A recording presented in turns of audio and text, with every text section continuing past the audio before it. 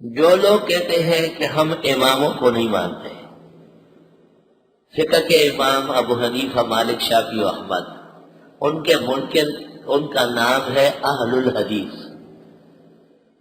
اور حدیث کے امام بخاری، مسلم، ترمذی، نسائی، ابن ماجہ، ان کے نہ ماننے والوں نے اپنے نام رکھا ہے اہل القرآن۔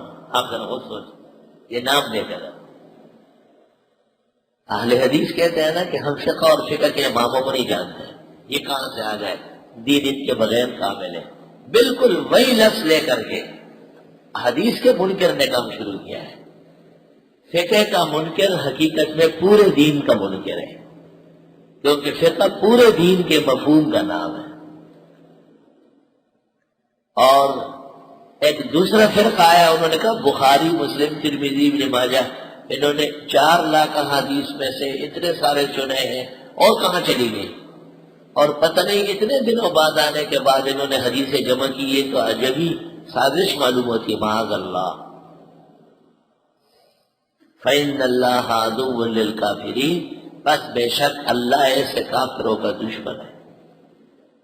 ایک اور فرقہ آیا اور انہوں نے طائفہ منصورہ، اہل السنہ والجماعت، الجماعت الناجیہ، علماء ہند، خاص کر علماء دیوبند کے بارے میں کہنا شروع کر دیا کہ یہ گستاخ، یہ بے ادب، یہ فیوض و برکات نہ ماننے والے، یہ اولیاء اور کرامات کے منکر، ہم ان کو نہیں مانتے، ہم پیران پیر کے ماننے والے، معین الدین کے، فرید الدین کے، نظام الدین کے، داتوں کے۔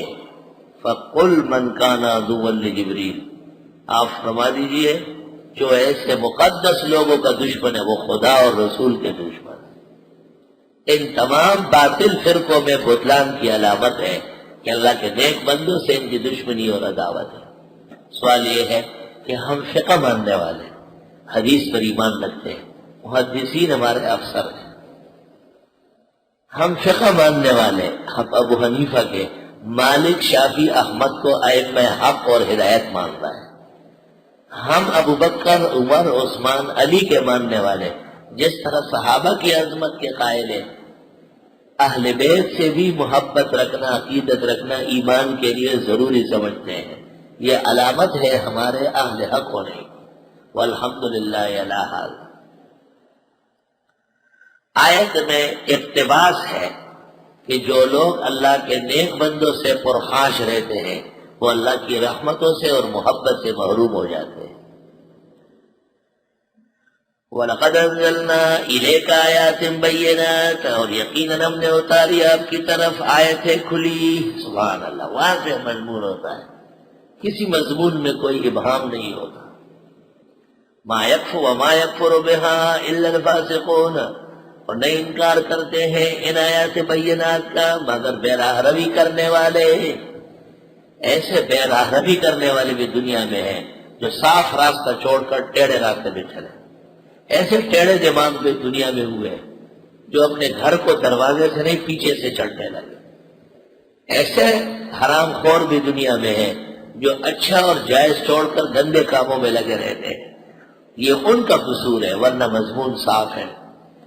اشکال تھا کہ اتنی واضح آیات، اتنے کھلے ہوئے مقالے، دلائل سے بھرے ہوئے، یہ کیوں نہیں مانتے؟ فرمایا یہ خراب ہو چکے ہیں۔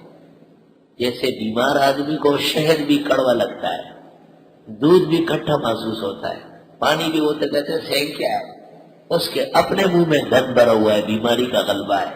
وَلَقَدْ أَنزَلْنَا إِلَيْكَ آيَاتٍ بَيِّنَاتٍ، اور ہم اتار چکے ہیں آپ کی طرف آیت واضح۔ وَمَا يَكْفُرُ بِهَا إِلَّا الْفَاسِقُونَ، اور نہیں انکار کرتے ہیں ان آیات کا مگر فاسق لوگ۔ أَوَكُلَّمَا عَاهَدُوا عَهْدًا، آیا جب کبھی انہوں نے عہد کیا کوئی بھی عہد و پیمان، نَبَذَهُ فَرِيقٌ مِّنْهُمْ، توڑ دیا اس کو ایک گروہ نے ان میں، بَلْ أَكْثَرُهُمْ لَا يُؤْمِنُونَ، بلکہ اکثر ان کے ایمان نہیں لاتے۔